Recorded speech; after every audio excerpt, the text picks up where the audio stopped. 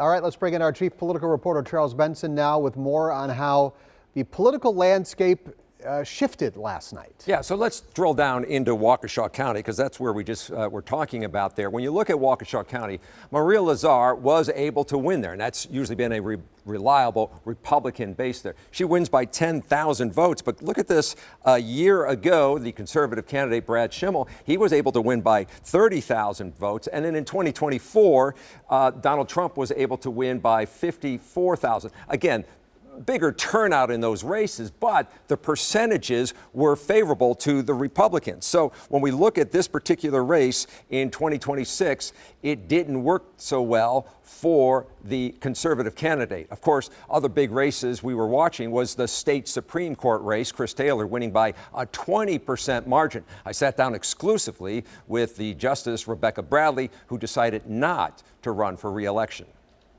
I was not surprised by the election results. Justice Rebecca Bradley pretty much predicted the election outcome when she decided not to seek re-election last year, and it wasn't about the candidates. Did you wake up this morning and say, see, I told you so?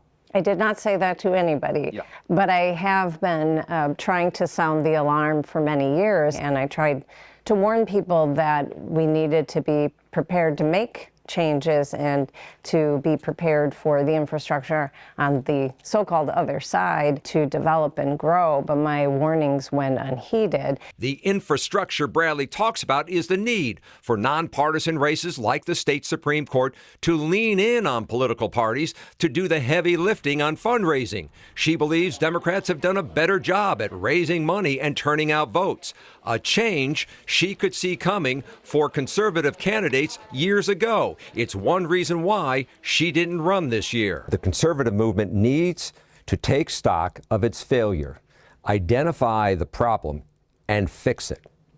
Fix it how? I'm not sure how to fix it. I'm not a politician. I'm not in the political world. But what I do know is that the Republican Party that tends to support conservative candidates for judicial office needs to have a better ground game and needs to have a strong fundraising mechanism. The two remaining conservatives on the court are Annette Ziegler, who's not running next year, and Brian Hagedorn, who is up in 2029. All right. She's not optimistic about those races after 4 consecutive wins by Democratic-backed candidates. Do you foresee the possibility that this court could be a liberal 7-0 majority? I saw it 10 years ago as a possibility. It's probable, but things can change very quickly in the political environment, and we'll see what happens. But it's a strong possibility.